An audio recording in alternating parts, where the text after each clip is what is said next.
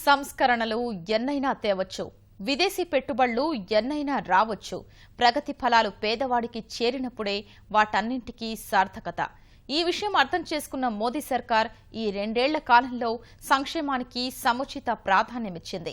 పేదలకు నిలువనీడ కల్పన, కష్టాల సుడిలో చిక్కుకున్న కర్షక భారతానికి కొంచెం ఆసరా, కార్మిక లోకానికి తగినంత సాయం, ఇలా అన్ని రంగాల్లోనూ సంక్షేమ పథకాలు చేపట్టింది. ఇంతకీ 2 ఏళ్లు పూర్తి చేసుకుంటున్న మోదీ పాలనలో మంచి రోజులొచ్చాయా? సంక్షోభ భారతాన్ని పూర్తి స్థాయిలో సంక్షేమ భారతంగా మార్చడంలో ఎన్డీఏ ప్రభుత్వ చర్యలు ఎప్పటికి ఫలిస్తాయి?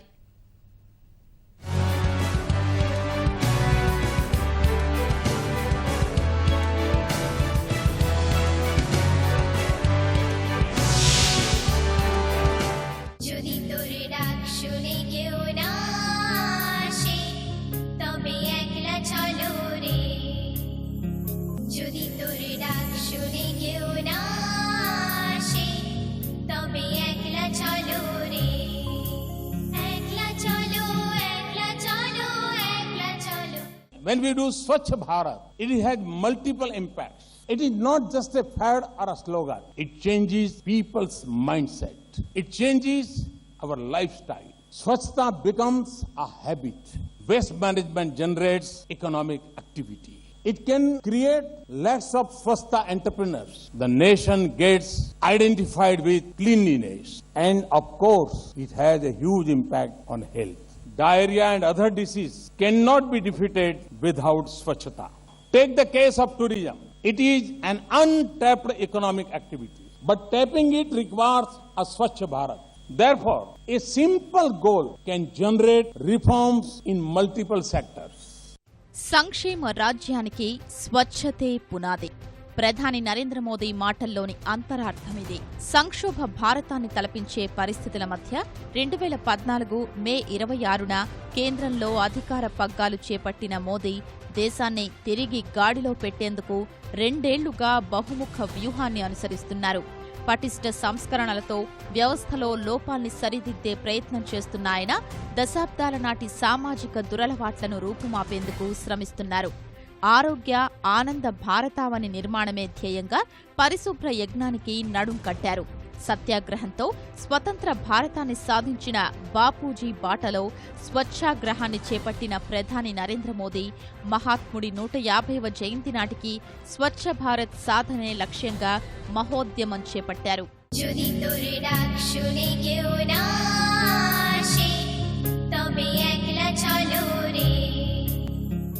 పరిశుభ్ర భారతం కావాలి మనందరి లక్ష్యం అంటూ ప్రధాని మోదీ ఇచ్చిన పిలుపు ఓ ప్రభంజనమైంది. రాజకీయాల్ని పక్కనబెట్టిన అశేష జనభారతం చీపురు పట్టింది. రాష్ట్ర ప్రభుత్వాలు సైతం స్వచ్ఛందంగా కదిలివచ్చాయి. స్వచ్ఛ భారత్ యజ్ఞంలో భాగస్వాములయ్యాయి. ఈ దిశలో స్వచ్ఛ ఆంధ్రప్రదేశ్, స్వచ్ఛ తెలంగాణ వంటి కార్యక్రమాలు రూపొందించి బాపూజీ కలలుగన్న పరిశుభ్ర భారత నిర్మాణమే ధ్యేయంగా కదులుతున్నాయి. ప్రధాని పిలుపు మేరకు ఊరు వాడ స్వచ్ఛ భారత్ కార్యక్రమాలు చేపట్టిన ఈటీవీ, ఈనాడు వంటి సంస్థలు అశేష జనసామాన్యాన్ని ఈ బృహత్ యజ్ఞంలో భాగస్వాముల్ని చేశాయి.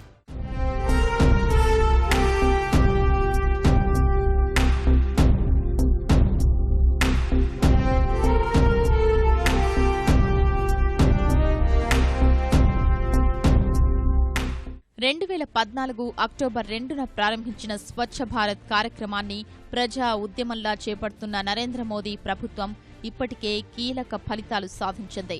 5 ఏళ్లలో 6 కోట్ల మరుగుదొడ్లు నిర్మించాలన్న లక్ష్యానికి అనుగుణంగా ఇప్పటి వరకు 1,92,00,000 మరుగుదొడ్ల నిర్మాణం పూర్తి చేసింది. ఫలితంగా దేశంలోని వేర్వేరు రాష్ట్రాల్లోని 14 జిల్లాలు, 190 మండలాలు, 23,790 గ్రామ పంచాయతీలు, 56,206 పల్లెలు బహిరంగ మల విసర్జన రహిత ప్రాంతాలుగా మారాయి. బాలికలు మధ్యలోనే చదువు మానేయాల్సిన దుస్థితిని రూపుమాపేందుకు స్వచ్ఛ భారత్ కింద ప్రభుత్వ పాఠశాలల్లో పెద్ద ఎత్తున మరుగుదొడ్లు నిర్మించాలన్న లక్ష్య సాధనలో మోదీ సర్కార్ గణనీయమైన పురోగతి సాధించింది. స్వచ్ఛ భారత్ ఉద్యమం ప్రారంభించిన నాటి నుంచి ఇప్పటి వరకు 2,61,000 పాఠశాలల్లో 4,17,000 మరుగుదొడ్లు నిర్మించింది. ఇలా వ్యవస్థలోని అవినీతిని, సమాజంలోని మలినాన్ని సమూలంగా నిర్మూలిస్తూ ముందుకు సాగుతున్న నరేంద్ర మోదీ ప్రభుత్వం సంక్షేమ ఫలాల్ని పేదలకు అందించేందుకు అంతే ప్రణాళికాబద్ధంగా వ్యవహరిస్తోంది.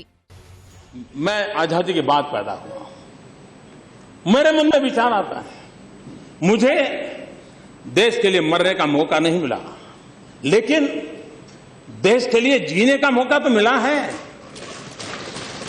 हम ये बात लोगों तक कैसे पहुंचाएं कि हम देश के लिए जिए. 2022 में जब आजादी के 75 साल हो, हम एक काम कर सकते हैं कि हिंदुस्तान में कोई परिवार ऐसा न हो जिसके पास रहने के लिए अपना घर न हो. ऐसा घर जिसमें नल भी हो, नल में पानी भी हो, बिजली भी हो, शौचालय भी हो. एक आंदोलन के रूप में सभी राज्य सरकारें और केंद्र सरकार मिलकर के, हम सभी सदस्य मिलकर के अगर 8-9 साल का कार्यक्रम बना दें, धन खर्च ना पड़े, खर्च करें, लेकिन उनको हम मकान दे सकते हैं. ప్రజా సంక్షేమం విషయంలో ఎన్డీఏ సర్కార్ నిర్దేశించుకున్న లక్ష్యాల్లో అందరికీ ఇళ్లు అత్యంత ప్రతిష్టాత్మకమైంది, ప్రాధాన్యమైంది. 2022 నాటికి దేశంలోని ప్రతి ఒక్కరికి సొంతింటి కల నెరవేర్చాలని సంకల్పించిన ప్రభుత్వం ఆ దిశగా పటిష్ట ప్రణాళికలు రచించి అమలు చేస్తోంది. ఇప్పటికే ఆంధ్రప్రదేశ్, తెలంగాణ, తమిళనాడు, గుజరాత్, రాజస్థాన్లో 2,28,204 ఇళ్ల నిర్మాణానికి పచ్చజెండా ఊపింది. ఆంధ్రప్రదేశ్లోని 37 పట్టణాల్లో 1,93,147 గృహాలు, తెలంగాణలోని 10 పట్టణాల్లో 10,290 ఇళ్లు సహా మొత్తం 5 రాష్ట్రాల్లో గృహ నిర్మాణాలకు 3,231 కోట్ల రూపాయలు ఖర్చు చేస్తోంది. ఇదే తరహా పథకాన్ని గ్రామీణ ప్రాంతాల్లోనూ చేపడుతోంది. 2022 నాటికి మొత్తం 2,95,00,000 ఇళ్లు నిర్మించాలని సంకల్పించిన కేంద్రం 2019 నాటికి దాదాపు 82,000 కోట్ల రూపాయల ఖర్చుతో 1 కోటి ఇళ్ల నిర్మాణం పూర్తి చేసే దిశగా సాగుతోంది. ఇళ్ల నిర్మాణంతో సరిపెట్టక ఇంటింటా నిరంతర విద్యుత్ కాంతులు విరబూయించాలని ధ్యేయంగా పెట్టుకున్న మోదీ ప్రభుత్వం ఆ దిశగా 2 ఏళ్లలోనే కీలక పురోగతి సాధించింది. స్వాతంత్ర్యం వచ్చి 7 దశాబ్దాలు సమీపిస్తున్నా అంధకారంలోనే మగ్గుతున్న 18,452 గ్రామాల్ని విద్యుదీకరించే బృహత్ యజ్ఞాన్ని ఫలప్రదంగా చేపడుతోంది. 2015-16లో 7,874 గ్రామాల్ని విద్యుదీకరించిన ప్రభుత్వం వచ్చే ఏడాది మే 1 నాటికి విద్యుత్ సరఫరా లేని పల్లె లేకుండా చూడాలన్న లక్ష్యంతో ముందుకు సాగుతోంది. అలా సరఫరా చేసిన విద్యుత్ను పొదుపుగా వాడుకునేలా సామాన్యులకు అతి చౌక ధరకే 9 కోట్ల ఎల్ఈడీ బల్బుల్ని అందించింది.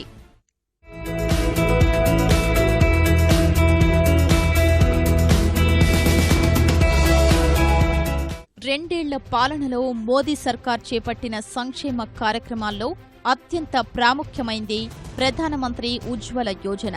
దారిద్ర్య రేఖకు దిగువనున్న 5 కోట్ల కుటుంబాలకు ఉచితంగా వంట గ్యాస్ కనెక్షన్లిచ్చి కట్టెల పొయ్యిల కారణంగా తలెత్తే సమస్యలు, అనారోగ్యం నుంచి పేదలకు ఉపశమనం కలిగించడం ప్రధానమంత్రి ఉజ్వల యోజన లక్ష్యం. మహాత్మాగాంధీ 150వ జయంతి జరుపుకునే 2019 నాటికి 8,000 కోట్ల రూపాయల ఖర్చుతో దేశంలోని 5 కోట్ల పేద కుటుంబాలకు ఉచిత వంట గ్యాస్ కనెక్షన్ ఇవ్వాలని లక్ష్యంగా పెట్టుకున్న మోదీ సర్కార్ ఇందుకోసం తిరుగులేని వ్యూహంతో ముందుకెళుతోంది. సంపన్నులు వంట గ్యాస్ రాయితీని స్వచ్ఛందంగా వదులుకోవాలని గతేడాది మార్చి 27న ప్రధాని పిలుపునివ్వగా ఇప్పటి వరకు 1 కోటి మందికి పైగా సానుకూలంగా స్పందించారు. తద్వారా దేశ ఖజానాకు మిగిలిన రాయితీ సొమ్మును పేదలకు వంట గ్యాస్ కనెక్షన్లు ఇచ్చేందుకు ప్రభుత్వం ఖర్చు చేస్తోంది. हमने कहा था गरीबों के लिए जो सब्सिडी छोड़ेगा वो पैसे सरकार की तिजोरी में नहीं जाएंगे, वो पैसे गरीबों के घर में जाएंगे. 1 साल में यह ऐतिहासिक रिकॉर्ड है भाइयों. 1955 से रसोई गैस देने का काम चल रहा है. इतने सालों में 13 करोड़ परिवारों को रसोई गैस मिला. करीब 60 साल में मेरे भाइयों बहनों हमने 1 साल में 3 करोड़ से ज्यादा परिवारों को रसोई का गैस दे दिया।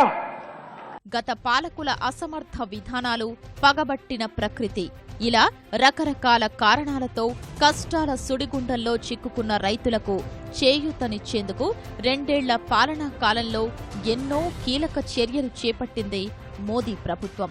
భూసార కార్డులు, 60 ఏళ్లు పైబడ్డ రైతులకు పింఛనిచ్చే పథకాలతో పాటు దళారీల దోపిడీకి తావు లేకుండా పంట ఉత్పత్తుల్ని మెరుగైన ధరకు అమ్ముకునేందుకు వీలు కల్పిస్తూ జాతీయ ఆన్లైన్ వ్యవసాయ విపణిని ప్రారంభించింది. ప్రకృతి ప్రకోపం బారిన పడ్డ సందర్భాల్లో కర్షకులకు అండగా నిలిచేందుకు ప్రధానమంత్రి పంటల బీమా పథకం తీసుకొచ్చింది. రైతు యూనిట్గా బీమా వర్తింపజేయడం వంటి నిబంధనలతో కర్షకులకు సాధ్యమైనంత ఎక్కువ మేలు చేసే రీతిలో ఈ పథకాన్ని రూపొందించి అమలు చేసేందుకు కేంద్రం సిద్ధమవుతోంది. कि किसान फसल बीमा कुछ इलाकों में तो 14% तक जाना पड़ा, कुछ इलाकों में 6%, 8% गया। बीमा कंपनियां तय करती थी, मजबूरी का फायदा उठाती थी। इस सरकार ने निर्णय कर लिया कि हम जब बीमा योजना करेंगे तो रबी फसल के लिए 1.5% से ज्यादा किसान से प्रीमियम नहीं लिया जाएगा और खरीफ में 2% से ज्यादा नहीं लिया जाएगा। कहां 12-14% तक लूटा जाता था और कहां 2% का कैप लगा दिया था। उन्होंने क्या किया था, भुगतान के ऊपर कैप लगा दिया था, एक दीवार लगा दी थी कि इससे ज्यादा भुगतान नहीं होगा। हमने प्रीमियम पर तो कैप लगा दी, लेकिन किसान को जब मिलने की नौबत आएगी उस पर कोई कैप नहीं रहेगी। ये बहुत बड़ा निर्णय है। సంక్షేమ పథకాలు ఎన్నైనా చేపట్టవచ్చు, వాటి కోసం ఎంత సొమ్మైనా ఖర్చు చేయవచ్చు. కానీ వాటి ఫలాలు అసలైన లబ్ధిదారులకు చేరినప్పుడే ఆయా పథకాలకు అసలైన సార్థకత. ఈ విషయాన్ని అర్థం చేసుకున్న నరేంద్ర మోదీ ప్రభుత్వం రాయితీల అందజేతలో అక్రమాల నివారణకు తిరుగులేని ప్రణాళిక అమలు చేస్తోంది. చరిత్రలో తొలిసారిగా బ్యాంకింగ్ వ్యవస్థను పేదలకు దరిచేర్చుతూ వారితో తెరిపించిన 21,81,00,000 బ్యాంకు ఖాతాల్ని ఇందుకు అస్త్రంగా మలుచుకుంది. జన్ధన్, ఆధార్, మొబైల్ను అనుసంధానం చేస్తూ ఏర్పాటు చేసిన వ్యవస్థ ద్వారా రాయితీలు అందజేస్తోంది. 59 పథకాలకు సంబంధించిన రాయితీల్ని 31 కోట్ల మంది లబ్ధిదారులకు ప్రత్యక్ష నగదు బదిలీ ద్వారా అందించిన కేంద్రం అక్రమాల నివారణ ద్వారా ఇప్పటి వరకు 21,000 కోట్ల రూపాయల్ని ఆదా చేసింది. ఇలా 2 ఏళ్లలోనే విప్లవాత్మకమైన పథకాలకు శ్రీకారం చుట్టిన మోదీ ప్రభుత్వం తమ భాగ్యరేఖలు మార్చేందుకు వచ్చే 3 ఏళ్లలో ఏం చేస్తుందోనని యావత్ భారతం ఆసక్తిగా ఎదురుచూస్తోంది.